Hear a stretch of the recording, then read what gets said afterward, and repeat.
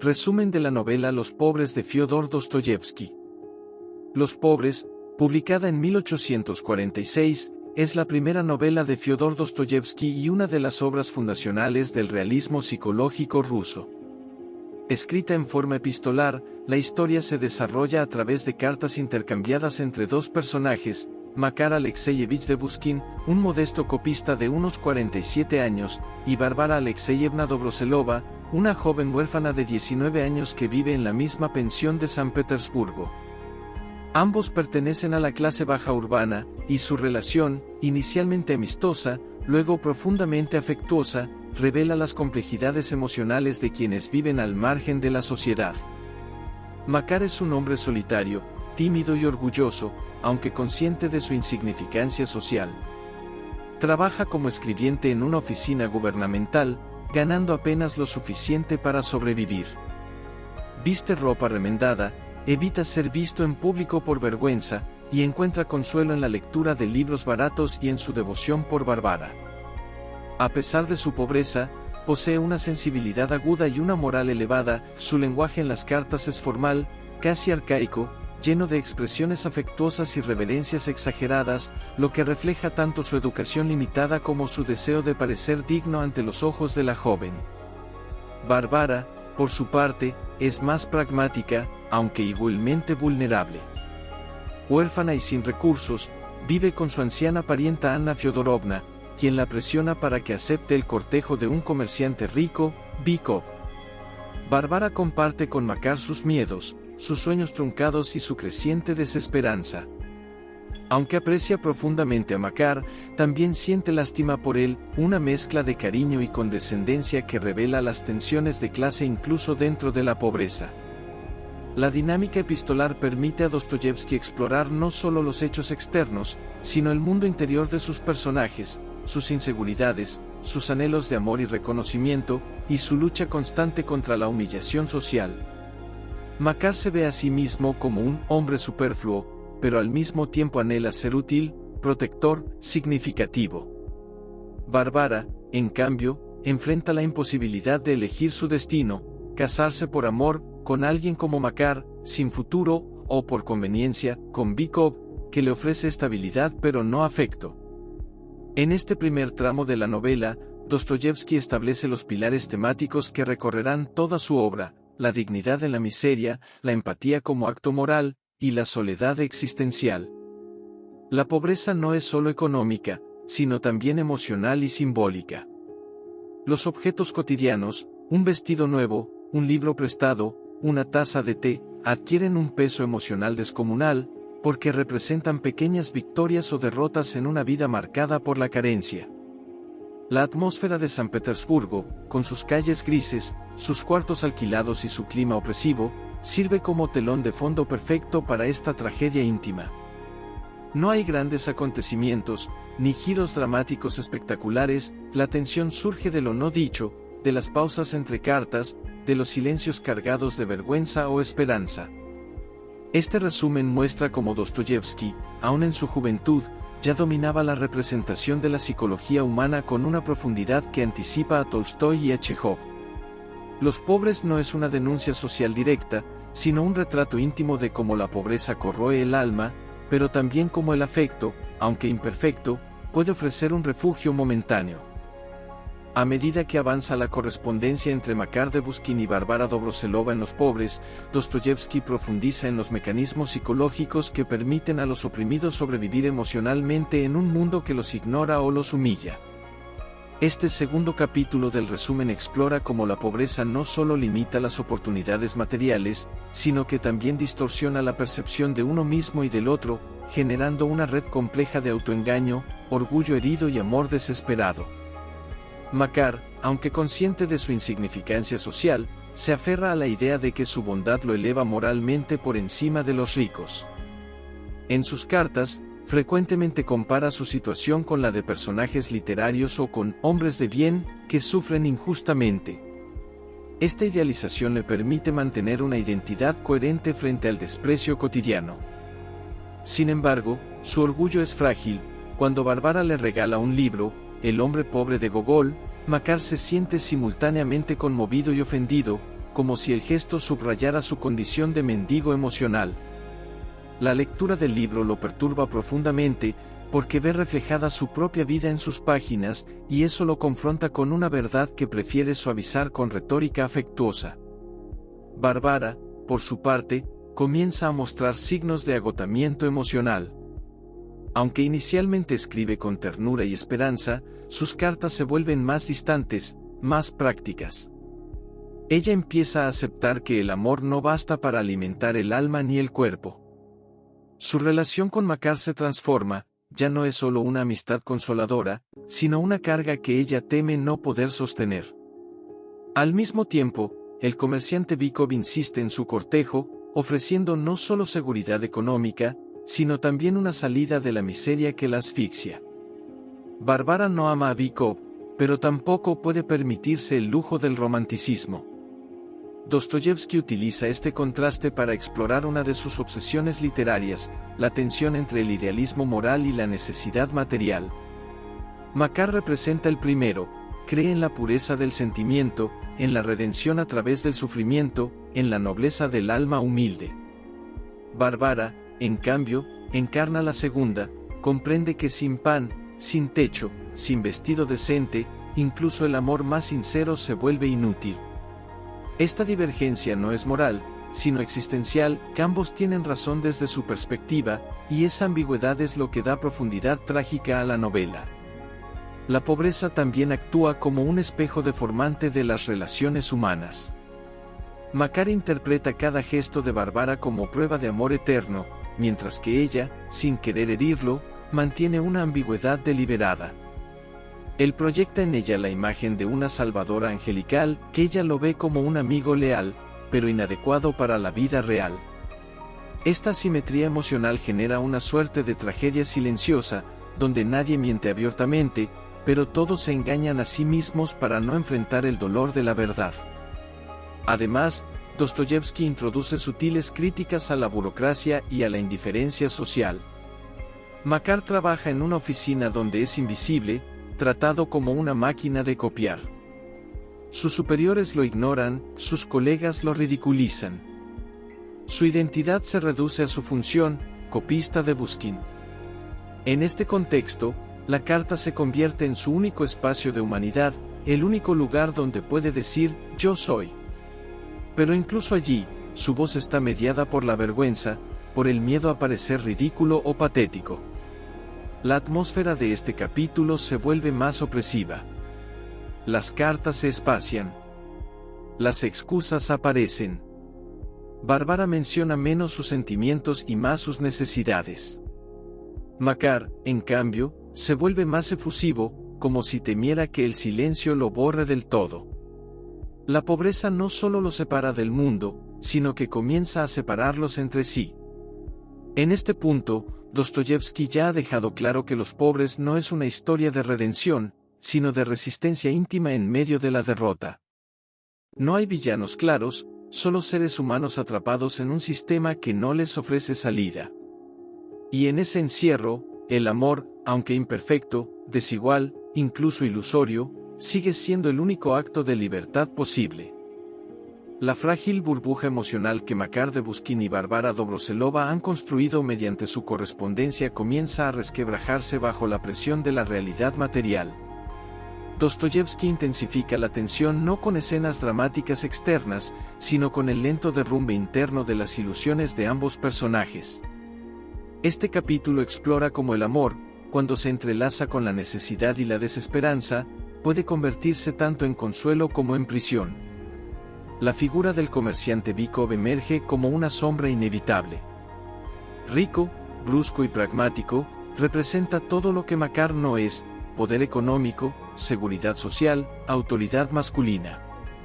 Aunque nunca aparece directamente en las cartas, su presencia impregna cada línea que Bárbara escribe.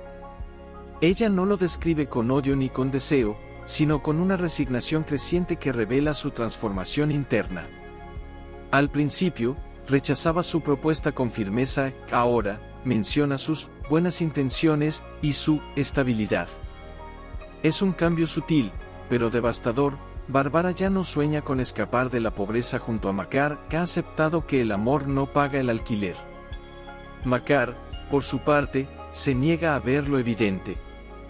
Cada vez que Bárbara alude a Bykov, él responde con más efusividad, más citas literarias, más promesas vacías de protección. Su lenguaje se vuelve aún más arcaico y ceremonioso, como si pudiera conjurar una realidad alternativa con palabras. En una carta especialmente conmovedora, le ofrece vender su único traje decente para comprarle flores, un gesto simbólico que subraya su impotencia material y su deseo desesperado de ser útil. Pero Bárbara ya no necesita flores, necesita un futuro. Dostoyevski muestra aquí una de sus grandes contribuciones a la literatura psicológica, la compasión como forma de autoengaño. Makar cree que su amor es puro porque no espera nada a cambio, pero en verdad espera que Bárbara lo vea como su salvador moral. Bárbara, a su vez, cree que su silencio es bondad, cuando en realidad es evasión. Ambos se protegen mutuamente de la verdad, pero esa protección se convierte en una jaula emocional. La pobreza también se manifiesta en los pequeños detalles cotidianos que Dostoyevski describe con precisión casi documental: el miedo a pedir más té, la vergüenza de usar ropa remendada en público, el ruido de los vecinos a través de paredes delgadas. Estos elementos no son meros adornos realistas, son símbolos de la invasión constante de la miseria en la intimidad. No hay espacio privado, ni siquiera en el alma. Hasta los pensamientos están contaminados por la necesidad. Un momento clave ocurre cuando Bárbara le confiesa a Makar que ha aceptado irse con Bykov. La carta es breve, formal, casi fría. No hay lágrimas en el papel, pero el lector, y Makar, siente el abismo que se abre. Makar responde con una carta desgarradora, llena de preguntas sin respuesta, de ruegos, de recuerdos compartidos. Ya no escribe como un caballero de novela, sino como un hombre roto. Por primera vez, su lenguaje pierde su artificio retórico y se vuelve desnudo, vulnerable. Es en ese instante que Dostoyevski revela la verdadera grandeza de Makar, no en su orgullo, sino en su capacidad de amar sin condiciones, incluso cuando sabe que será abandonado. El refugio que ambos construyeron, hecho de palabras, de libros prestados, de pequeños gestos, se desvanece. Ya no hay ilusión posible. La pobreza ha ganado, no con violencia, sino con paciencia implacable. Y sin embargo, en medio de esta derrota, Dostoyevski insiste en la dignidad humana como acto de resistencia. Makar no maldice a Bárbara. No la acusa. Simplemente sufre, y en su sufrimiento hay una forma de nobleza. Bárbara, por su parte, no elige el amor fácil, sino la supervivencia difícil. Ambos son víctimas, pero también agentes de su destino. Marca el colapso definitivo de la relación epistolar entre Makar de Buskin y Bárbara Dobroselova. Tras la noticia de que Bárbara aceptará la propuesta de Bykov y se irá con él, la correspondencia, que hasta ahora ha sido el único puente entre dos almas solitarias, comienza a desvanecerse. Dostoyevski no recurre a escenas de confrontación ni a cartas apasionadas de despedida, que en cambio, representa el abandono como un proceso gradual de silencio, más doloroso que cualquier grito. Las cartas de Bárbara se vuelven cada vez más escasas y breves. Ya no comparte sus pensamientos íntimos, ni siquiera sus dudas.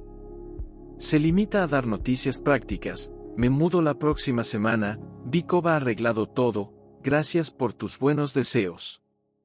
Su tono es cortés, casi burocrático, como si estuviera cerrando una cuenta pendiente.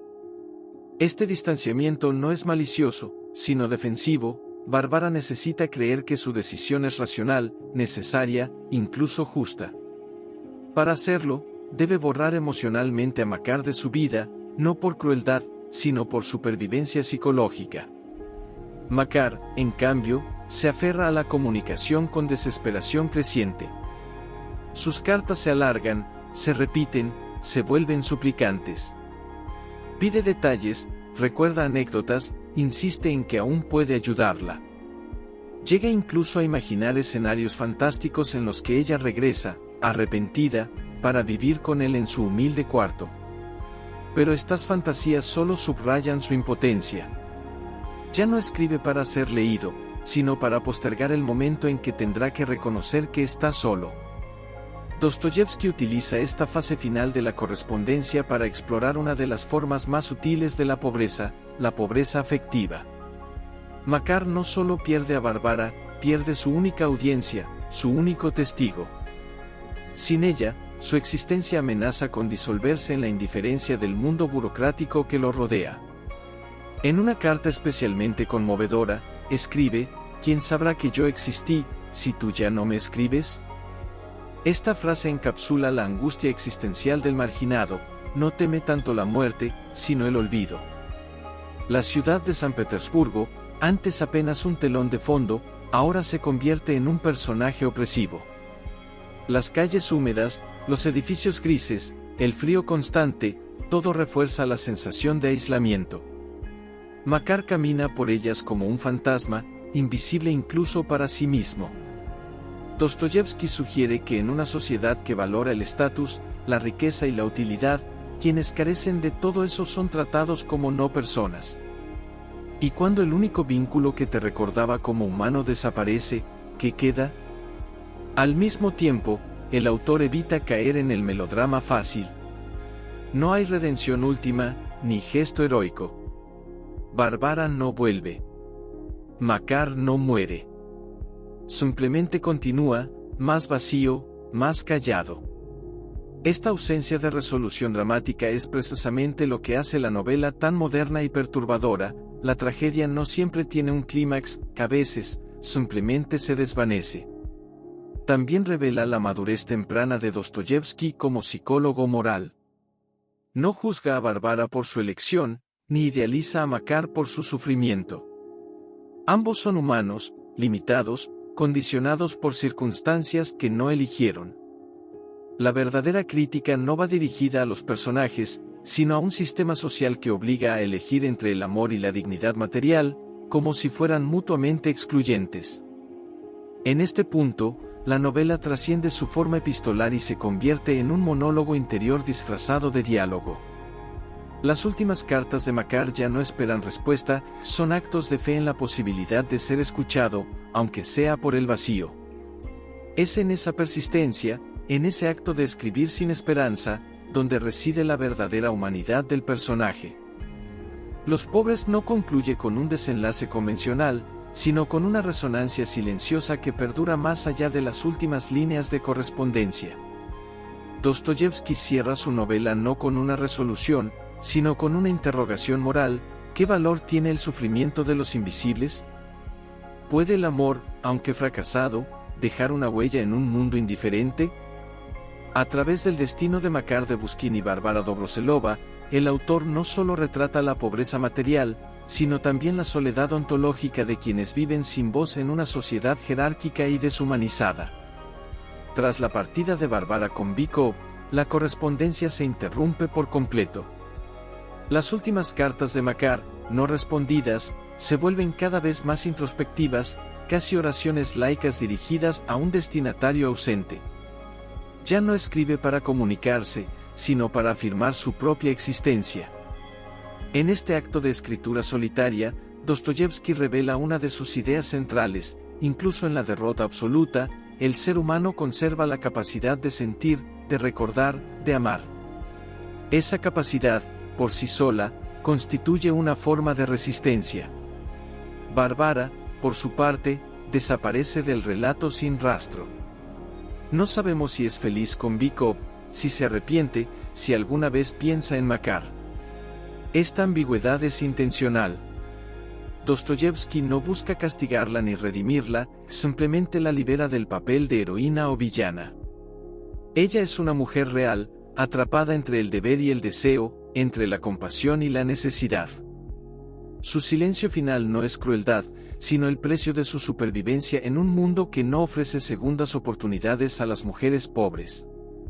La verdadera conclusión de la novela reside en la transformación del lector. Al acompañar a Makar en su caída emocional, al sentir su vergüenza, su ternura torpe, su esperanza irracional, Dostoyevski nos obliga a confrontar nuestra propia indiferencia. Los pobres no es solo la historia de dos personajes, es un espejo que refleja cómo la sociedad trata a quienes carecen de poder, riqueza o estatus. Y en ese espejo, el lector se ve compelido a preguntarse, ¿cuántas veces he ignorado aún de Buskin en mi camino? Esta dimensión ética es lo que convierte a Los pobres en una obra fundacional del realismo psicológico ruso. Antes que Tolstói o Chejov, Dostoyevsky ya entendía que la literatura no debe juzgar, sino testimoniar. No necesita héroes épicos ni villanos caricaturescos, basta con mostrar la vida tal como se vive en los márgenes, con toda su complejidad emocional y su dolor silencioso. Además, la novela anticipa temas que Dostoyevsky desarrollará en obras posteriores: la redención a través del sufrimiento, la tensión entre orgullo y humildad, la búsqueda de dignidad en la miseria. Pero aquí, en su primera obra, todo está contenido en un tono más íntimo, más vulnerable. No hay grandes discursos filosóficos, ni crisis religiosas explícitas. Solo dos almas hablando en la oscuridad, sabiendo que nadie más las escucha. En última instancia, Los pobres es un acto de justicia simbólica. Al dar voz a los que no la tienen, Dostoyevsky les devuelve su humanidad. Makar de Buskin, aunque olvidado por el mundo, vive en la literatura. Y en eso reside su victoria, no en cambiar su destino, sino en ser recordado. Así, la novela termina no con un punto, sino con un eco. Un eco que sigue resonando en cada lector que se detiene a escucharlo.